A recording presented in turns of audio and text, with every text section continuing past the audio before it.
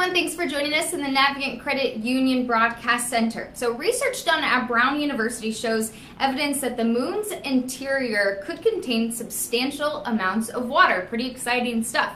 So to talk about that research that was done, the findings, and what this means about our perception of the moon, I'd like to introduce Shuai Li. He joins us via Skype. How are you doing today?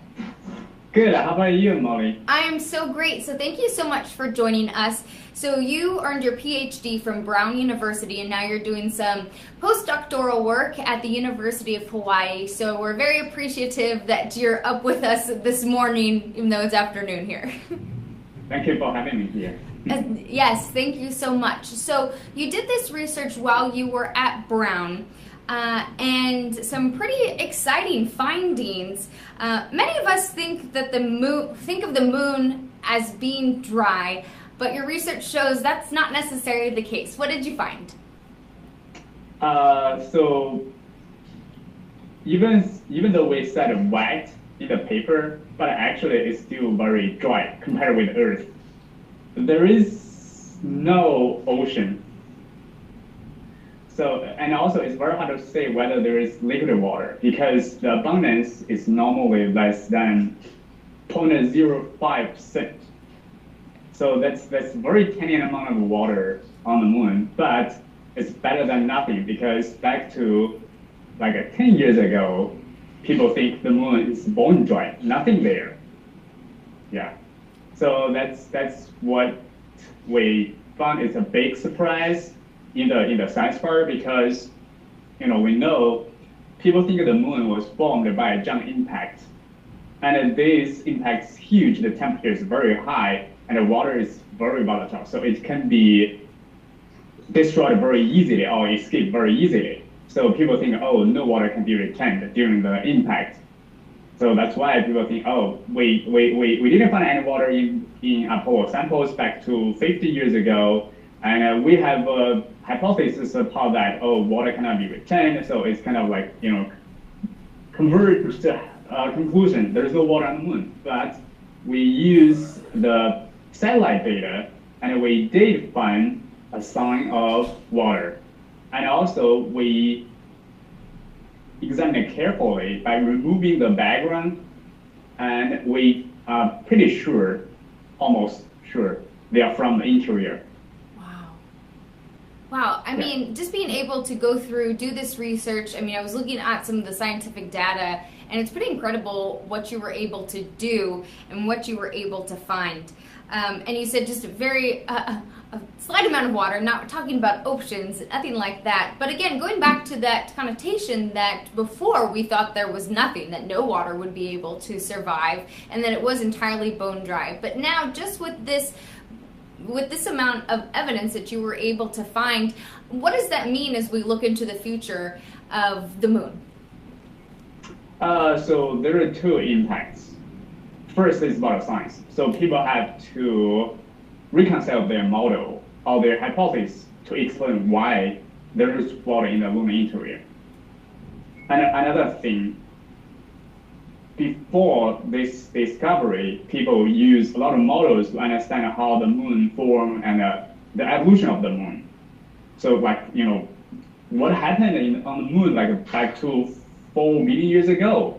So people assume there's no water and then do the evolution history of the moon. So that means now it's not 100% correct. So you have to take into account of the water. Yeah, this is the science part. Another surprising thing for the exploration of the moon is that this water can be explored in future because they have a very large area, like over 1,000 square kilometers, and also the depth, the thickness of the layer is around 5 meters, also like 7 meters. So I did a calculation that could be on average, could be 1 million tons of water in each deposit. Wow. So there's a lot of water you can explore in future.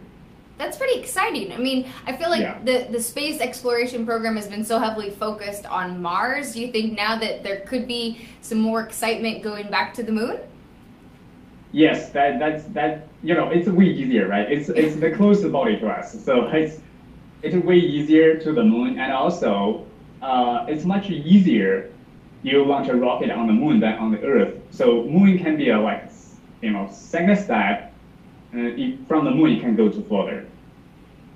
Yes, exactly. And I think also this probably gets some excitement going with something that we didn't necessarily know or even think about before.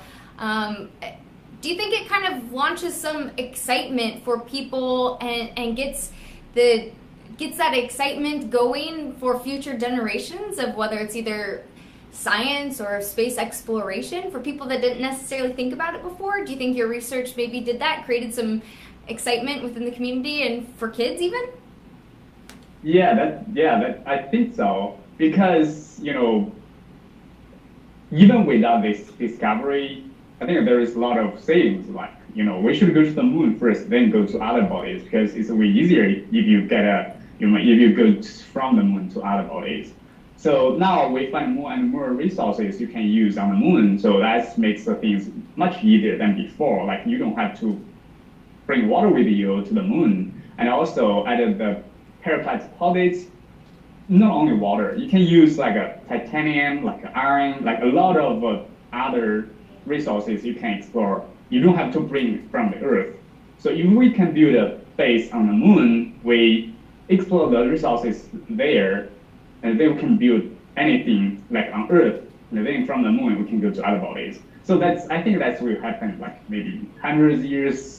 I'm not sure I can see it in my lifetime. Maybe not in your lifetime, but the possibility, I mean, I think your research maybe has created, put a seed in people's brain that the possibility is there, right? Yes, correct. And that's what's pretty exciting. I think to inspire future scientists out there, that's pretty neat stuff. So that's pretty cool. And I want to say more thing. Because in our community, a large group of people, they are saying like we want to go to the polar region. Okay. Because they want to find ice in the polar region. And I did my own research. It's going to be another paper like maybe later this year or earlier next year. So we did find ice in the polar region, but that doesn't mean it's better than the parapet deposits for exploration, because we know it's way easier to go to the equatorial region than the polar region. Wow. And also, in the polar region, you have to go to the permanent shadow regions to get the Earth, to get the ice. So that means you cannot use the solar energy. So you have to use somehow like nuclear power. I mean, that will be another technical question, right? How can you do that? So my suggestion is maybe it's way easier to go to the equatorial region. If you want water, just go to the parapet deposits.